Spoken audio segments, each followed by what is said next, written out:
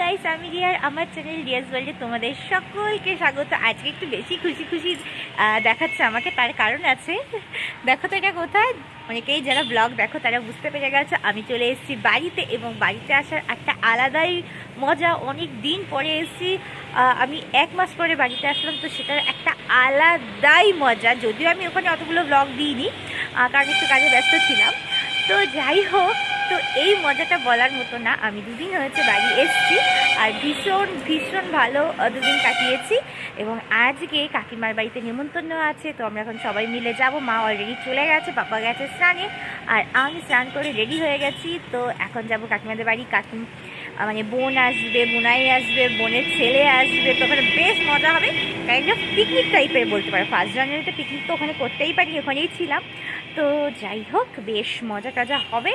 তো চলো দেরি না করে কাকিমাদের বাড়ি যাওয়া যাক। তো এখন এই মিষ্টির টোপলাটা নিয়ে আমি আর মা চলে যাচ্ছি কাকিমার বাড়িতে। আর পাপা একটু পরে আসবে। পাপা এখন স্নান টান করে একটু রেস্ট নিচ্ছে। কাকিমার বাড়িতে যেহেতু আজকে খাওয়া দাওয়া হচ্ছে, তো কাকিমা বলল আজকে মাম তুই রান্না কর। আর এই যে দেখছো, এটা মাটির উনুনের রান্না কিন্তু আলাদাই টেস্ট। তো প্রথমে আজকে একটু শাক ভাজা করছি, তো মা একটু হেল্প করে দিল, পেঁয়াজটাকে ভেজে দিল, আর কাকিমা শাকটাকে কুচিয়ে দিল। আর এই যে উনুনের পাড়ে কিন্তু আমিই বসে গেছি। অবশ্যই হাতটা দেখে বুঝতে পারছো এটা আমারই হাত আছে। আর অন্য কেউ রান্না করিনি, আমি করেছি। এখন জানি না খাওয়ার পরে টেস্ট কেমন হবে। মা আর কাকিমা হেল্প করে দিয়েছিল। তো উনুনে কিন্তু অনেক আগের থেকে আমি রান্না পারি। আমাদের বাড়িতেও একটা সময় কিন্তু এই মাটির এরকম উনুন ছিল। সে তখন থেকেই আমি রান্না টান্না পারি। আর মামা বাড়ি যেহেতু গ্রামে, তো ওখানে তো মাটির উনুন এখনও আছে, এখনও আমি রান্না পারি। তো এই হচ্ছে আমাদের শাক ভাজা হয়ে গেছে। আর এখানে না চিকেনের জন্য সমস্ত কিছু সব সরঞ্জাম গুছিয়ে এনে দিয়েছি। তো প্রথমেই লাল লাল করে আলুটাকে একদম ভেজে তুলে নেবার। এগুলো সব নতুন আলু। মাংসের নতুন আলুর টেস্ট কিন্তু একদম অন্যরকম লাগে। আর এই মাটির উনুনের চিকেন রান্না যারা যারা খেয়েছো তারা কিন্তু এই গ্যাসে রান্না খাওয়ার কথা ভুলেই যাবে।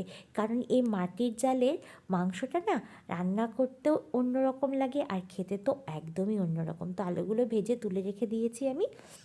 আর এই যে চিকেনটাকে দিয়ে দিয়েছি, এবার ভালো করে কষাতে হবে। কাকিমা বলেছে যে একদম ঝোল রাখবি না, কষা কষা যেন হয়।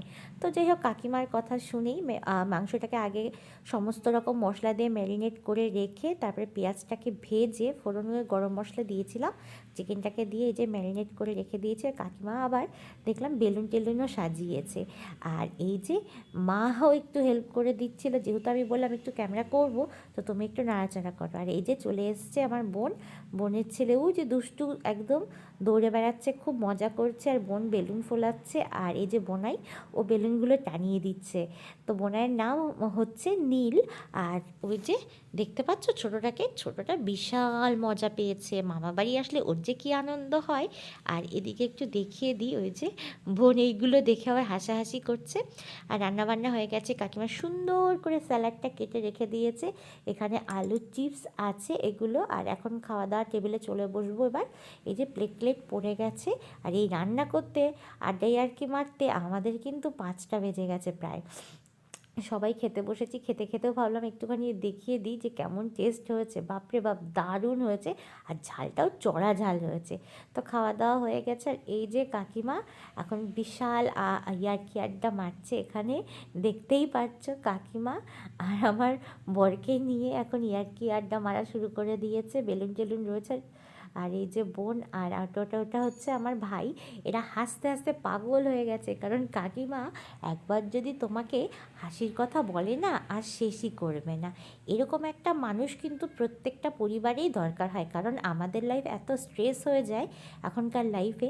তো এরকম একটা মানুষ যদি থাকে যে কিনা সমস্ত ফ্যামিলিকে হাসাতে পারে, তো সেটা কিন্তু এর থেকে বড় আর পাওনা কিছু হয় না। আর এই যে আমি ক্যামেরা করছিলাম আর সব হেসে হেসে পাগল হয়ে যাচ্ছিলো। তো এখন যাবো আবার বাড়িতে। খাওয়া দাওয়া সেরে বাড়ি এসেছি, দিয়ে রেস্ট নিয়েছি, আর এখন একটু চা খাবো। অনেকটা মানে রাত হয়ে গেছে, আজকে একটু খাওয়া দাওয়া করতে দেরি হয়েছে, তো মানে 5টা 5:30 বেজে গেছে। সবাই ছিলাম, একটু আনন্দ করেছি। তো এখন যাব একটু চাটা খাবো, তারপর কথা বলি। এদিকে চলে এসেছি রান্নাঘরে। পাপা দেখলাম রসুন আদা পেঁয়াজ এগুলো সব মানে ছাড়িয়ে রেখে দিচ্ছে কালকের জন্য। আর টমেটোটাকে আমি ধুয়ে রেখে দিয়েছি, এখন টমেটোর একটু চাটনি বানাবো। মা ওদিকে কাজকর্ম করছে আর মিষ্টি খাওয়া শুরু হয়ে গেছে। 8টা বেজে গেছে আজকে। আজকে যে কীভাবে সময় চলে গেল বুঝতেই পারলাম না। আসলে আনন্দের মুহূর্তগুলো যেন ঝট করেই চলে যায়, এই হচ্ছে আসল কথা। আর মা ওই যে এখন একটু তরকারি কাটছে আর আমি এদিকে চাটনিটা বানাচ্ছি। আমি সমস্ত কিছু চাটনিটাকে কেটে কেটে ধুয়ে টুয়ে বানাবো, কারণ আর মা বলেও দিয়েছে চাটনিটা বেশ আমার ভালোই লাগে বানাতে, চটজলদি হয়ে যায় না, তার জন্য এটার দায়িত্ব আজকে আমি নিয়েছি। তো এবার রাতের খাওয়াটাও ঝটপট করে সেরে নিতে হবে। কি করছো তুমি? চল।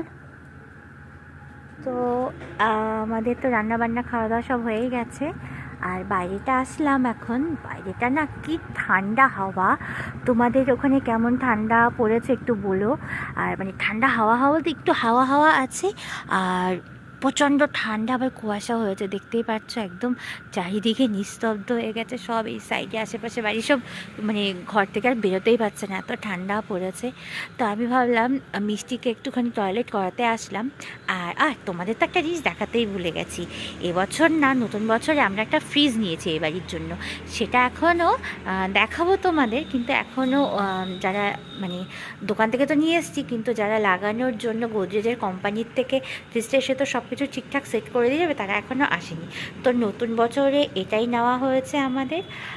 তো যাই হোক, আগের যে ফ্রিজটা ছিল ওটা না নষ্ট হয়ে গেছিলো, তো তার জন্য এটা নেওয়া হয়েছে। আর বাইরে প্রচণ্ড ঠান্ডা, এখন আর দাঁড়ানো যাবে না, এবার যেতে হবে আমাদের ঘরে। আর এদিকে ঘরটাকে আমি একটু গুছিয়ে নিয়েছি, কারণ কালকে গেস্ট আসবে, দিদি, জামাইবাবু আর দিদির মেয়ে আর তার উঠবি আসবে বলে। তো আমি ঘরটা গুছিয়ে নিয়েছি, বিছানা চাদর পাল্টে নিয়েছি, এটাকে সুন্দর করে গুছিয়ে নিয়েছি। আর একদম ঘর যেন থাকে টিপটপ, বেশ ভালো লাগে তাই না? লোকজন আসলেও যেরকম মন ভালো থাকে, তার আগে তো ঘর দুয়ারটা একটু গুছিয়ে নিতে হবে, না হলে কিন্তু একদমই বাজে লাগে। তো মোটামুটি আমাদের ঘর গোছানো হয়ে গেছে, আর ব্যাস কালকে সকাল 9টার মধ্যে ওরা ঢুকে পড়বে, এটুকু আমরা জানি। কালকে যেহেতু সকালে উঠতে হবে, কারণ সবাই বাড়িতে চলে আসবে তাড়াতাড়ি, তো আজকে একটু তাড়াতাড়ি ঘুমাবো। তো সারাদিনে আমি টিভি দেখার খুব একটা সময় পাইনি, এখন একটু রাত্রেবেলায় বিশেষ করে আমার টিভি দেখার নেশাটা থাকে প্রবল। মানে একটু সিনেমা, একটু গান, এগুলো আমি দেখি। আর বিগ বস দেখতে তো খুব মজা লাগে। আর আমার মতন আর কে কে বিগ বস দেখছে একটু বলো তো। তো যাই হোক, এখন দেখবো টিভি, তো তার জন্য ভাবলাম তোমাদের একটু গুড বাই আর গুড নাইট বলে যাই।